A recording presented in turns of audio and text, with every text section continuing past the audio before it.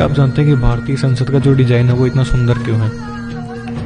मध्य प्रदेश के मुरैना से 40 किलोमीटर दूर मितावली की पहाड़ियों पर एक मंदिर है जिसे 64 योगिनी मंदिर कहते हैं, जिसमें 64 कमरे हैं, जिनमें हर कमरे में शिवलिंग और एक माता योगिनी की मूर्ति है। इसी कारण उसे 64 योगिनी मंदिर कहते हैं। इसका निर्माण आज से लगभग 1200 वर्ष पूर्व प्रतिहार वंश ने करवाया था, राजपूत प्रतिहार वंश ने, और इसी के डिजाइन को कॉपी करके भारतीय संसद का डिजाइन बनाया गया। भारतीय संसद बाईसा, आखिर बाईसा शब्द का मतलब क्या है?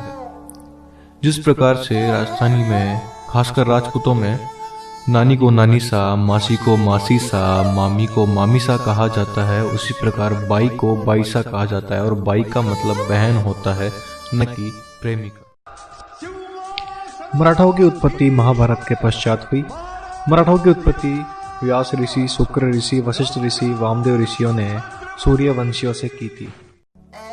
उत्तरी भारत के कुछ राजपूत अपने राज्य का विस्तार करने के लिए दक्षिण में गए और वहाँ की भाषा, संस्कृति और सभ्यता को अपनाया और मराठा कहलाए।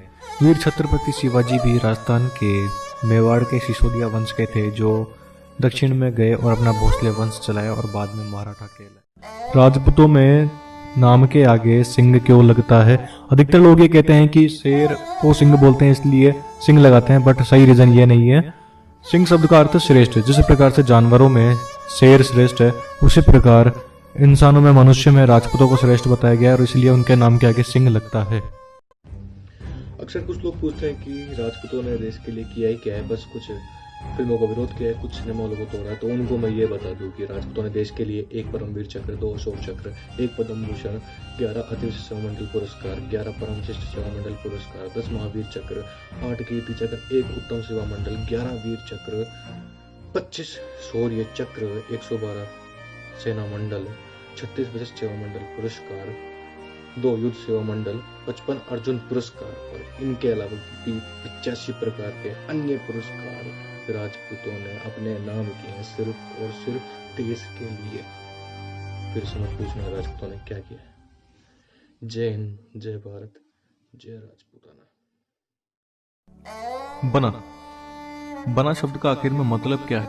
मध्यकाल में पहली बार इसका इस्तेमाल किया गया, जिसका शाब्दिक अर्थ था हमेशा बनकर तैयार रहना, जो कि राजपूतों के लिए इस्तेमाल किया जाता था, क्योंकि राजपूत हमेशा युद्ध के लिए तैयार रहते थे।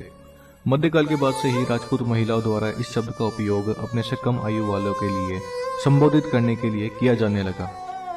बना जो शब्द है वो केवल राजपूत आपस में इस्तेमाल नहीं करते हैं, बल्कि अन्य जाति वाले राजपूतों के लिए इस्तेमाल कर सकते हैं। महाराणा प्रताप हमेशा अपने साथ में 2 तलवार रखते थे, क्योंकि राजपूत धर्म में निहत्थे पर वार करना वर्जित है, अमान्य है। इसलिए महाराणा प्रताप जब भी किसी निहत्थे शत्रु को देखते या फिर किसी शत्रु से उसकी तलवार छूट जाती, तो महाराणा प्रताप उसे दूसरी तलवार देते ताकि वो उनसे मुकाबला कर सके। 40 दिनों तक लगातार असहनीय पीड़ा सहन करते हुए देश और धर्म हित में अन्न और जल का त्याग किया। कभी उनकी आंखों में मिर्ची डाली गई, तो कभी उनके शरीर में गर्म तेल डाला गया, तो कभी उनके हाथों और पैरों की उंगलियों के नाखून उखाड़ दिए गए, तो कभी उनकी चमड़ी को खिंचवाया। और इस तरीके से अपने देश और धर्म के हित में संभाजी महाराज ने कवि कलश के साथ अपने प्राणों को न्यौछावर किया और वीर गति को प्राप्त।